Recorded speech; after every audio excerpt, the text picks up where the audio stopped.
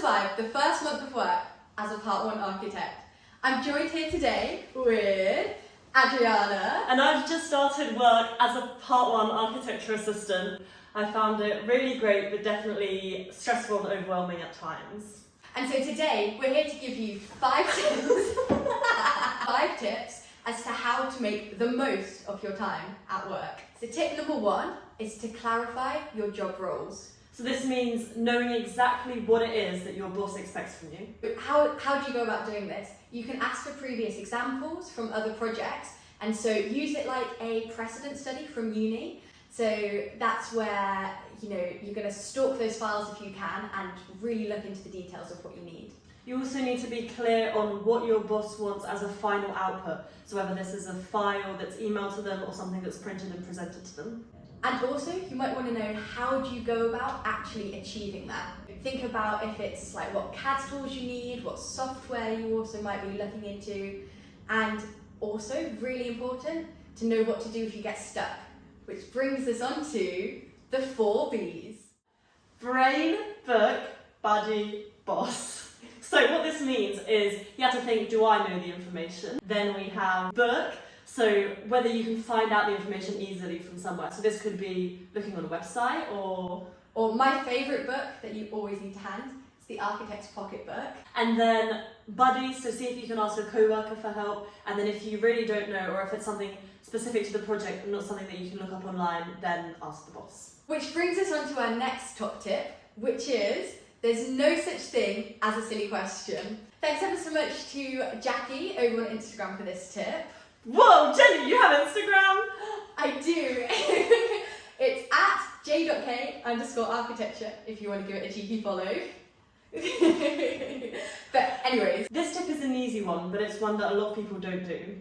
As a Part 1, nobody expects you to know everything. And in fact, if you're asking questions, it's probably a sign that you're doing something right. And I find this particularly helpful in meetings with other professionals, other consultants, where they're using lots of language and it's like, oh my gosh, what is these fancy words? And so really do try and ask those questions then.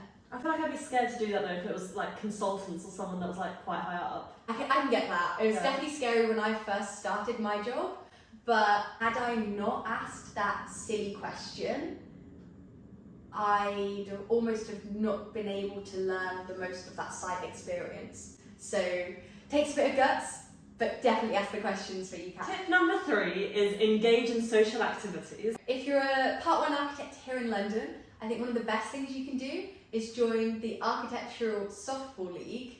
So this is where lots of companies are involved in it in London, and they all sort of meet up in parks and you'll just get to play a bit of softball. I didn't know about this until literally recently. Yeah. So I didn't even know into it. Definitely look into it. I definitely think moments like joining sports clubs or just making coffee with somebody can be a great time to catch up with people and just be more casual and get to know those people, which is especially helpful when you're in a new job and potentially moving away from old friends. Yeah, and I found that at uni you're at the same level as everyone else, so everyone's trained to be a Part 1 architect, but when you're at work you can speak to people who have just finished their Part 2 or maybe doing their Part 3, so it lets you kind of know a bit more about the architectural qualification process. Yeah, absolutely.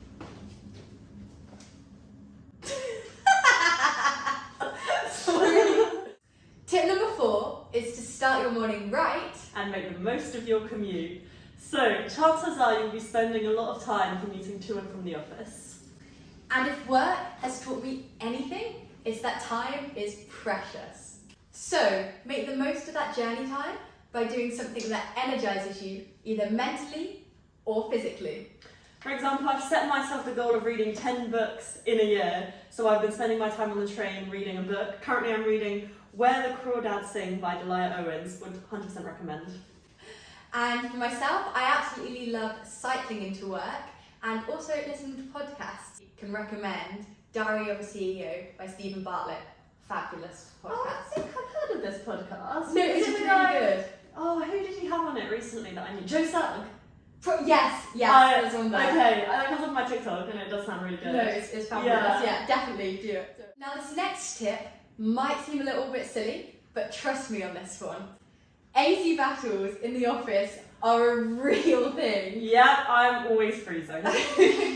So, bring a scarf or a blanket or even 7 and trust me, you'll thank me later.